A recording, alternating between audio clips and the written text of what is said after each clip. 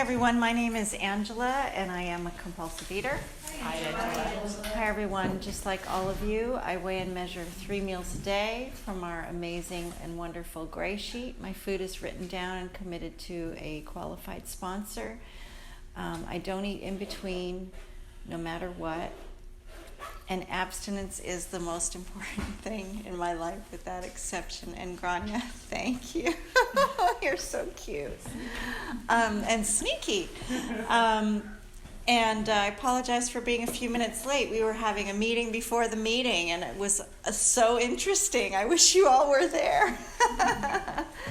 But what I really got from the meeting, and a GreySheeter came and picked me up this morning and brought me here, and you know, what we do is so profound. It's really, really profound. You know, we give up on a daily basis. We give up control over our food. You know, food. Like, people all day long go around just popping things in their mouth and, you know, being in their life. And we don't do that. You know, it's like, it's so profound to me. Driving back from the airport last night, I really got that you guys went through something, you know, last year with the floods. You went through something really traumatic, and now I can feel like when it's raining again, I can feel like the tension in everybody, like, oh no, is it going to be another flood? And we don't eat no matter what, you know, and it's like this constant, life is constantly lifing, as they say. And we don't eat no matter what. You know, I walked up the stairs with somebody who said they fell, you know, and we just don't eat no matter what. I think that that's just like the end of my qualification. I mean, it's like, it's so profound to me that that's what we do. And, you know, food was my friend. Food was my savior. Food was everything to me. No matter what was going on in my life, food was the answer. So sometimes I like to say, you know, food was not my problem. Food was my solution. You know, life presented itself in no matter what way it did. Whatever was happening in life, I have a solution. Food. That was my solution. So my problem was how I dealt with life. But I didn't know that at the time. So at that time, before coming to Grey Sheet, my solution was always the food. It didn't matter what was going on. It could have been happy. I could be at, like... Teddy, can you mute, please? Teddy, can you mute?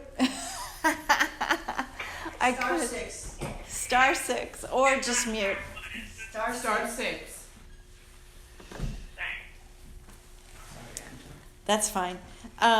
I could be, and thank you for being here with us, Teddy. We appreciate you going to any lengths to be at a meeting. You know, it's, again, what a privilege to be here in Houston, you know, to fly from LA, come to Houston and have my Saturday morning meeting. It's just like, yes, you know.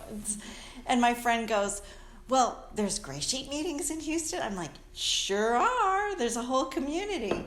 And it's great to see your shining faces. And welcome, Janet. I understand you're new here. Welcome. Welcome, welcome to the #1 best ride on the planet. We are really the few and the chosen. And you are here because you've been chosen to be here by a power greater than yourself. And it's not a coincidence that you're here. I will say that today... I don't crave food. And before coming to Grey Sheet, I can't even remember a minute where I wasn't thinking about food. I can't even remember 10 seconds when I wasn't, even when I would like go to the movies to try and not think about food, I was thinking about food. I could not stop thinking about food. And then of course it led to eating it and then throwing it up and then, you know, trying to control it. And my life was about one thing, food. That's all my life was about. And for me, it took me to, you know, I have trepidation sharing about where I went with my food, because a lot of people will say, well, I'm not that bad. I don't need this program. You know, sometimes when your story's really bad, it gives people an excuse to say, oh, well, you know, I was never that bad. I don't need this program, because this is an extreme program. But in a nutshell, I ate my way through my teens. I ate my way through my 20s. I went to 3 different universities. I could not graduate because I was eating my way through every single cafeteria in every single building at every single college I was at. I decided to quit going to school and go into the working world. I got a job, compulsive overeater's dream job. I became a waitress. I got fired from jobs because I ate off people's plates, and I got caught by the manager doing that. Pitiful and incomprehensible demoralization. Actually, customers would see me do it and complain to the manager, and then the manager would fire me. So I got fired from more than one restaurant job. I ended up going to a treatment center in Chicago for 2 weeks. It was a harsh program, very shaming. And of course, I was shamed because that's what I like to cling on to without this program. Everything's about me and about how bad I am, and that's how I am. It's like, I'm bad. I shouldn't even be alive. And so in the program in Chicago, they told me that I should have shame, or that's how I heard it, and I drank it up. And I was very ashamed, and I left after 2 weeks. I was able to talk my way out of that place. And then a year later, I went to an easier, softer program right here in Houston, Bell Park. I don't know if it's still around. And spent 7.5 weeks there, $45,000 later. Thank you, Canadian government, for paying my bill. And decided it would be a good idea without any money, no connections, no green card, to take a train and move to Los Angeles so I could become a big star. So that's what I decided to do. But this is what goes on in the compulsive overeater's head. I mean, I'm just coming out of treatment. I couldn't stop eating, and I'm thinking, if I could just become a big star, that will solve all my problems. So, and in LA, you know, I didn't have a job. I didn't have connections. I didn't have any money in savings. So I ended up homeless. I ended up living in a van that somebody gave me from an acting class. And it was a 1966 Volkswagen pop-top camper. And that was my home for about 7 months. And it was raining. That year we had Santa Ana's, and it was raining like crazy. And I remember being, you know, in my little sleeping bag at night with the rain on the white noise on the Volkswagen camper, just that shh sound. And I'm like, okay, God, I'm homeless. Can you take this food? You know, can you do something about this? And I didn't know it was a food obsession at the time, so I wouldn't call it that. But I would say, can you fix me? You know, I knew there was something wrong. Hi, welcome. So then my van broke down, and I ended up staying at the West Hollywood Homeless Organization, the acronym being WHO. So the joke was, who, me. But that was me. There I was at the West Hollywood Homeless Organization for another 7 months. I had a spiritual experience in the library of that organization. And just a little background, I did not grow up with any religion at all. My family is super secular, and I didn't think Bibles were for reading. I thought they were for sitting on coffee tables, because that's what people did with them. But in this little library with donated books, there was a tiny little pocket-sized New Testament with a coffee stain on it. And I opened it up. First of all, I walked into this library. In the homeless organization, there was a walk-in refrigerator, okay, with donated items from the whole La Brea Avenue, which had all kinds of freshly baked stuff. And I would go in there and just have at it, you know. So here I am at the homeless organization with more food than I even know what to do with. So I was miserable. So I walk into this library, I pick up this book, and I just randomly opened to a page, and it was the part where in Matthew where they're talking about the sparrows, and it says, "Do not fear. Are not 2 sparrows sold for a penny? And yet not one of them falls to the ground apart from the will of the Father. So do not fear. You are more important than many sparrows." And I don't know why, but it's like the words in that Bible came alive. And this was the first time I'd ever opened anything like that and read those words. But it came alive, and there was something inside me that moved. It felt like my heart moved from here to here. I had a spiritual experience, and I felt for the first time in my life like the love. I didn't know who it was, but it was God.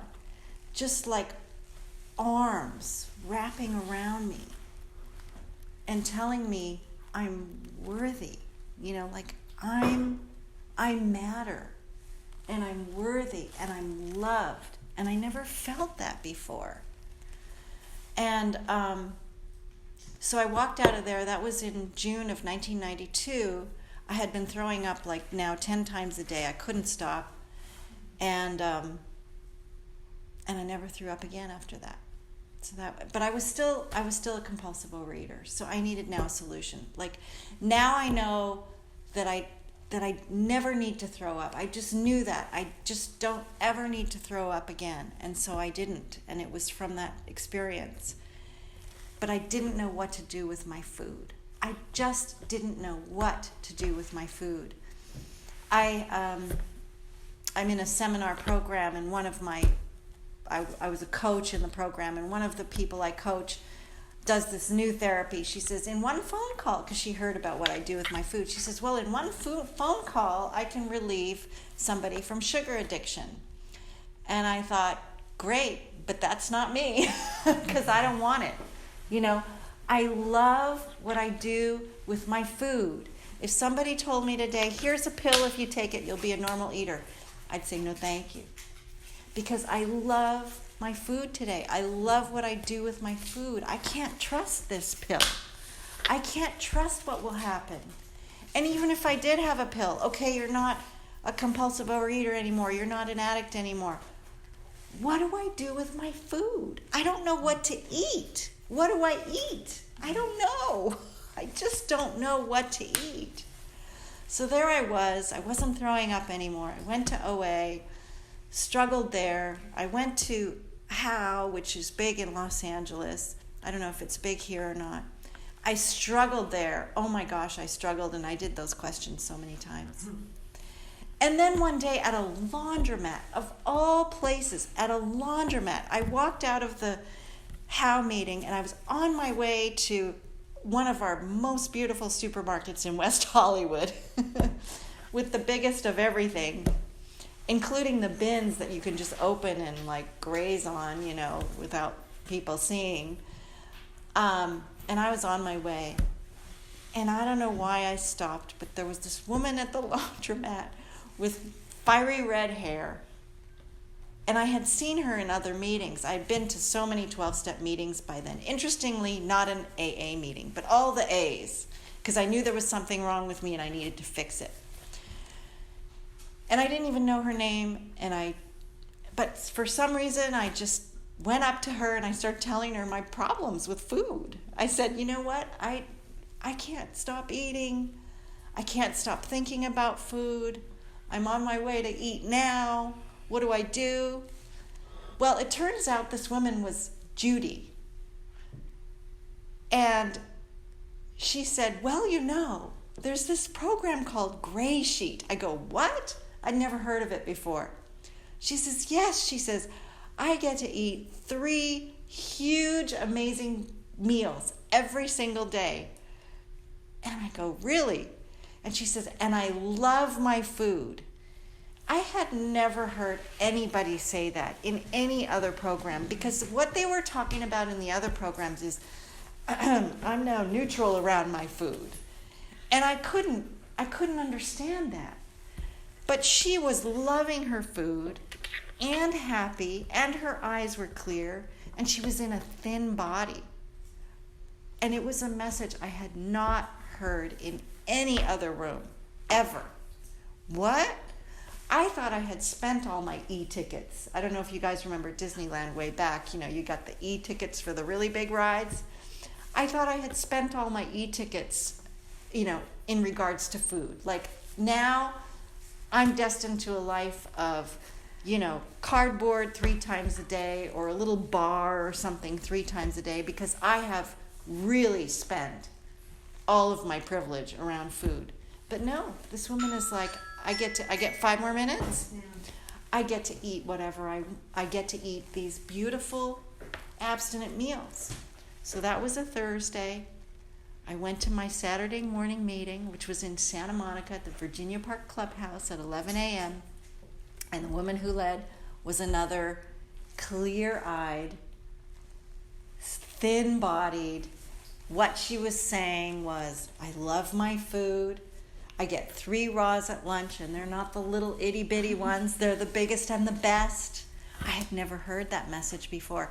And I'll tell you, if it wasn't for that message, I don't think I would be abstinent today, because I was terrified of being hungry when I first came here. So when they said the biggest and the best, I took that verbatim, and I would drive for miles to find the biggest and the best. And I said to my sponsor early on in abstinence, you know, I'm spending all my time at supermarkets. She says, that's great. She says, it's therapeutic. So there I was, spending, and that's what I did. For the first 2 years, I ate my meals, I measured my meals, I shopped a lot, I read a lot of labels, and I slept. I would basically, and I didn't have a job at the time, so sleeping was not a problem. So I would eat my breakfast, have a nap, eat my lunch, have a nap, go to a meeting. I went to sometimes 2 AA meetings every single day. That's another thing that was new about Grey Sheet. None of the other programs said we use AA to support our program. Well, AA is where I learn about that problem I told you guys about before, that life was the problem. And now without my solution, food, I needed a new solution, which was in the big book of Alcoholics Anonymous, and listening to other alcoholics and how do they go through life, and the fellowship, how important it is to be in meetings and be with people, because I'm an isolator. I actually don't like people normally, you know. Now, being abstinent, meetings are the highlight of my day. The highlight of my week is my Grey Sheet meeting. So long story short, and I've already been long, I got abstinent. I broke my arm in abstinence. I stayed abstinent. I went through the 94 earthquake in abstinence. I stayed abstinent. I got married. I had 2 kids. I got divorced in abstinence. I've been single now for 9 years. I'm still abstinent. I almost lost my house in the recession. I stayed abstinent. And that's what we do here. I have a beautiful life today. I came to Houston with a friend who's also a single mom and her 2 kids. So there's 6 of us holed up in this kind of not so great apartment. But anyway, we're there. But what's nice about it is right next door is the Kroger's. So we're cool. And, you know, I get to live a life today beyond my wildest dreams. Am I rich and famous? No. But I'll tell you what, and I know we don't break anonymity here, but I go to AA meetings and I sit right beside some of the biggest stars you would ever imagine. So, okay, I didn't have the life that they had, but you know what? We all ended up in the same place in an AA meeting, you know? So I'm grateful to be abstinent. Grania, thank you for being here, and thank you for all you do. And you were, I imagine, the first person in this community, and thank you for, oh my gosh, thank you for all these years, you know, just being here. And I remember too, when I came to LA, there were some days where it would be just me in the room, me and the big book, and I would just read the big book and wait for people. You know, and our meeting gets bigger and smaller, and people come and go. This is not for the faint at heart. Sure. This is for people. And here's the thing. I wish I could say, I did it because that would make me feel good, but I didn't. God did it for me. I can't do this. I cannot do this. I have not had a craving in 25 years. How is this possible? It is a grace. It is a grace. And to everyone here, if you're struggling, if you're thinking about food, I'll say one thing. I never say I want to eat. There's always just something I don't want to feel. So if you're struggling, doing all this stuff, the phone calls, that doesn't keep you abstinent. I'm sorry. It's recommended. It's a good thing to do. It's a good idea. It's only a power greater than ourselves. It's really that surrender. And how do you surrender? I don't know. I wish I had the recipe. Just get on your knees, I guess. Happened for me, and I pray that it happens for every single one of you. Don't eat no matter what. Thanks. Thank you.